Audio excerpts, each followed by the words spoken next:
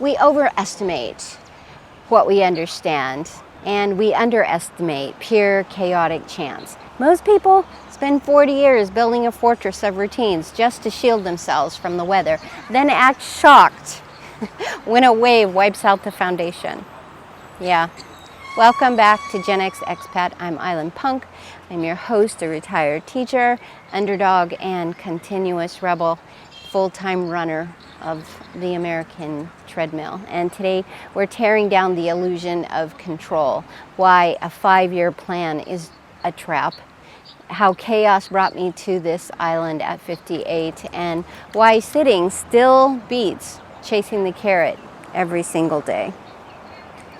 So Daniel Kahneman once said, we overestimate how much we understand this world and wildly underestimate chance. Existentialists like Camus and Heidegger had a simpler word for it. It's the absurd. The gap between our desperate need for order and a universe that frankly doesn't give a fuck about our spreadsheets and our plans. Yeah, I get it. Anxiety. Look, I have a default system like anyone else. I'm wired to treat life like a puzzle to be solved. Find a cause and effect loop that works and lock it down. Replicate it. Repeat it until the ink runs dry. That's human nature. That's why people take the exact same vacation to the exact same place every year. We think we catch lightning in a bottle once, and then we have been trying to drink from the same empty cup ever since. Eventually, the law of diminishing returns hits us right in the face. You either lie to yourself and pretend the magic is still there, or you step back into the uncomfortable, anxiety-producing, random, chaotic, absurd wilderness. And trust me, my brain loves a good alarm system. Decades of built-in anxiety, like a smoke detector going off at full blast every time I step into the unknown. I don't want to kill the alarm entirely, but it is a pain in the ass. It's exhausting. It's like sitting in a dark room long enough, you start mistaking your own assumptions for cold, hard facts. Yeah. And then throw an algorithm in the mix, and that will happily validate my worst paranoia for free. At 18, I got married. I was 100% sure of myself, certain. That ended in a slow motion train wreck. People love to say, well, at least you learned a lot. Yeah, okay, right. That's like crashing a car and taking it to the salvage yard for a $50 check and then saying you're so grateful you got some money for it. It doesn't pay for the collateral damage left in the wake of it.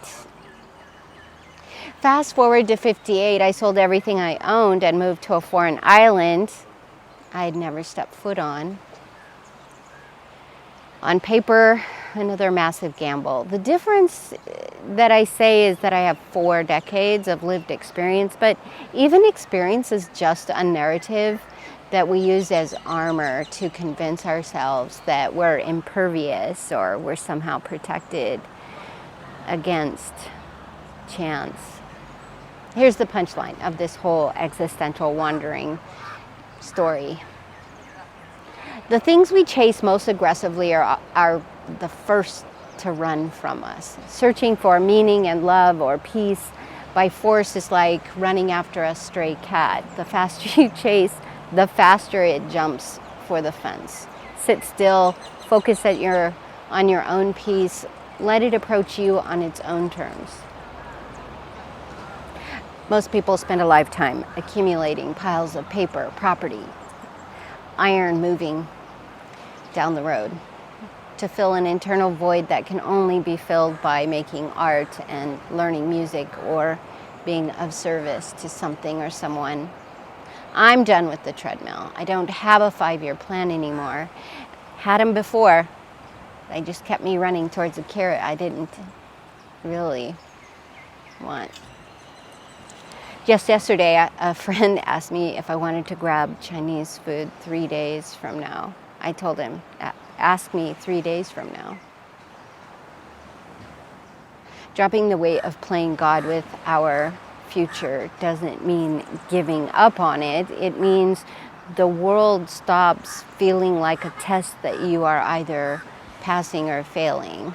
Like it's like the coastline that you are exploring. You steer your boat with intention, respect the sudden storms, and trust that even if you get blown wildly off course, the magic is navigating the water right in front of you.